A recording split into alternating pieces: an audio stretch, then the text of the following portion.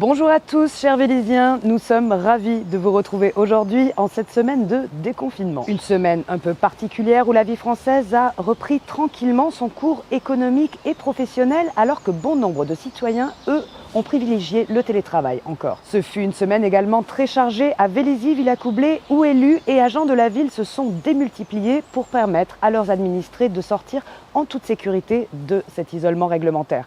Regardons ça de plus près. Lundi matin, plusieurs adjoints et conseillers municipaux accompagnés de leur édile se sont installés dans les principales stations tramway qui parcourent Vélizy afin de distribuer des masques aux travailleurs non protégés.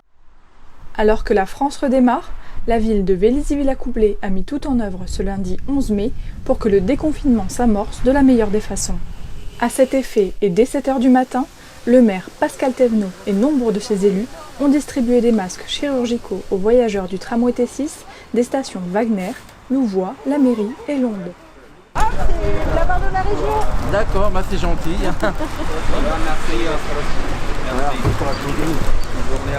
Pour ce faire, 2000 masques chirurgicaux et leurs manuels de bonne pratique ont été mis à disposition des maires par la région Île-de-France. Voilà, bonne journée. Bon, je vous explique comment ça fonctionne. Et là, vous avez des masques par la semaine. D'accord, merci. Voilà. Bonne journée à vous. Au revoir. Bonjour. Ah, c'est très gentil. Tenez, vous avez pour la- Vous êtes très souvent présent ici. Il y a des matins où vous distribuez le café. Ouais. Hein, vous êtes Alors sur les ça, il va marchés. falloir attendre un peu maintenant. Ouais, bah voilà, regardez. Parce qu'on n'a plus trop le droit. Non, mais non, c'est- non. Ça permet d'avoir des contacts un Ouais, peu différents. voilà, exactement. Vous êtes très présent. Vous êtes à- Nous vous rappelons par ailleurs que les masques sont désormais indispensables dans les transports en commun.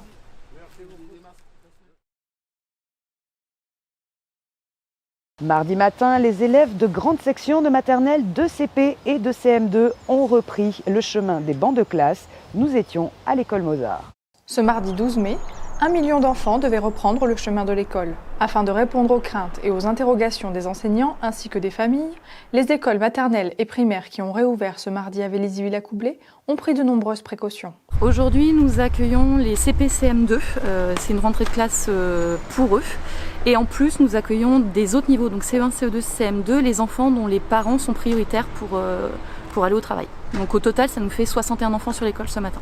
Les animateurs comme les enseignants vont passer beaucoup de temps à expliquer finalement ce nouveau fonctionnement de l'école pendant cette épidémie et dont on souhaite sortir le plus rapidement possible. Pour que les enfants puissent prendre conscience de ces différentes mesures barrières, de nombreux aménagements ont donc été mis en place. On va passer la matinée à expliquer ça aux enfants. Il y a des cerceaux qui sont posés au sol, donc les enfants, quand ils arrivent, chacun doit se mettre dans un cerceau pour respecter les barrières de sécurité.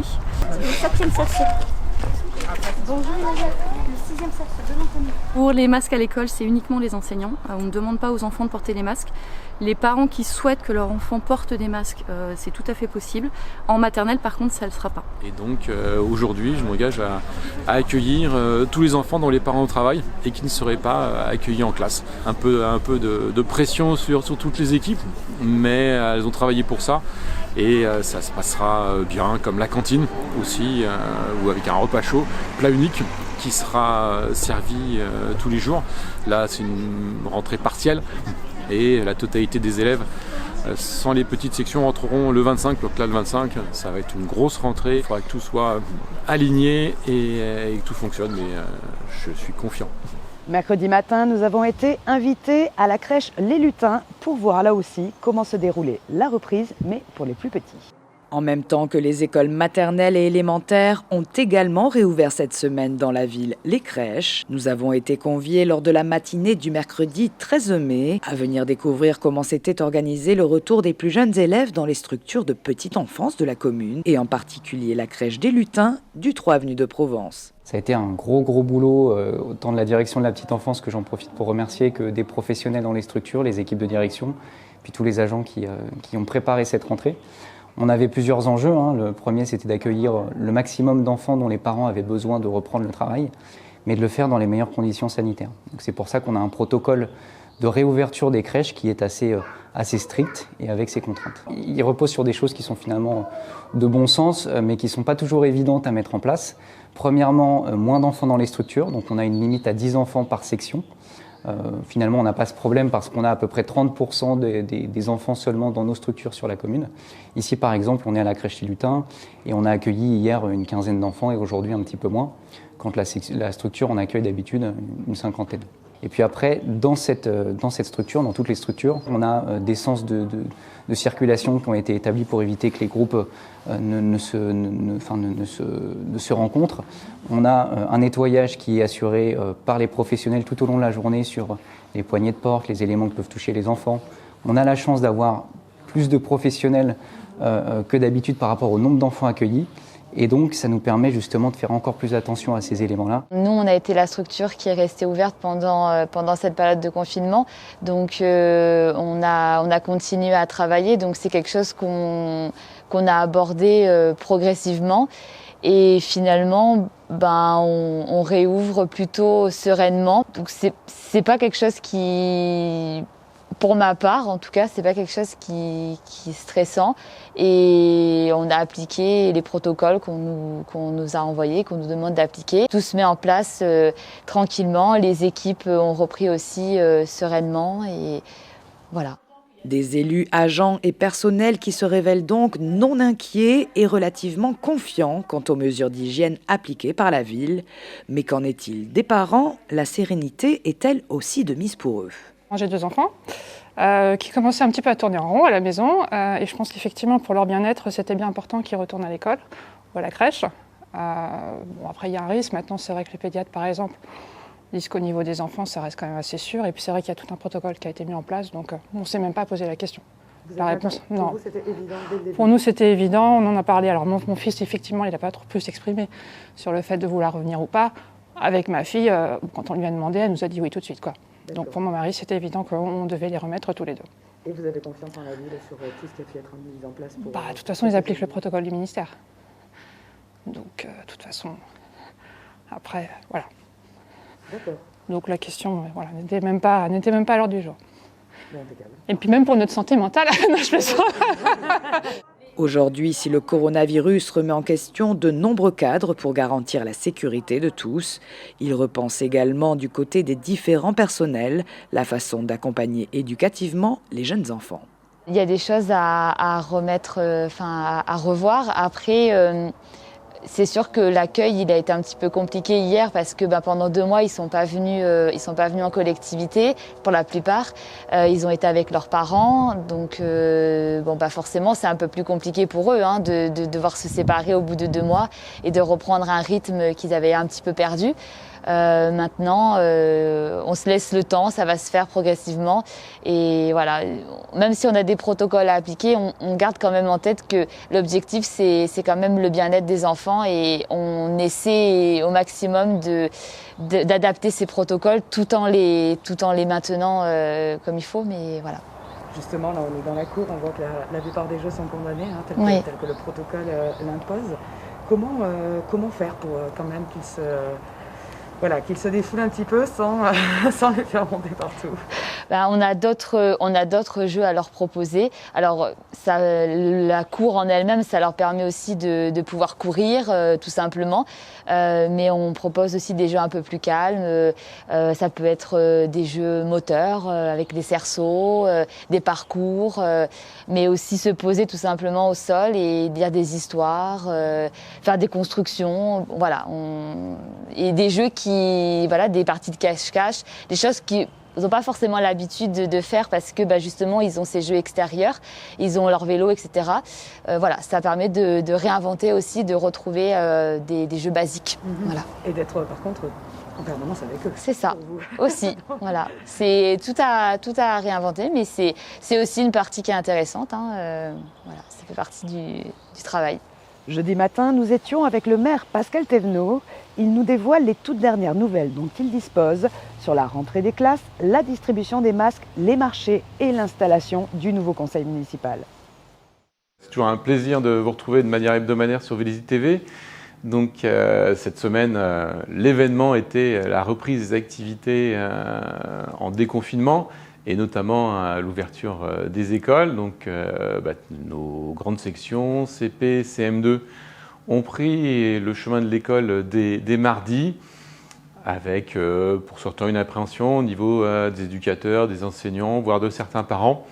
Mais tout s'est bien passé. Alors, nous n'avons pas accueilli encore beaucoup d'enfants. Il y avait 250 enfants d'accueillis dans les écoles à Vélizy. Si vous voulez inscrire vos enfants, soit en classe, soit en périscolaire, c'est de retrouver le chemin du portail famille.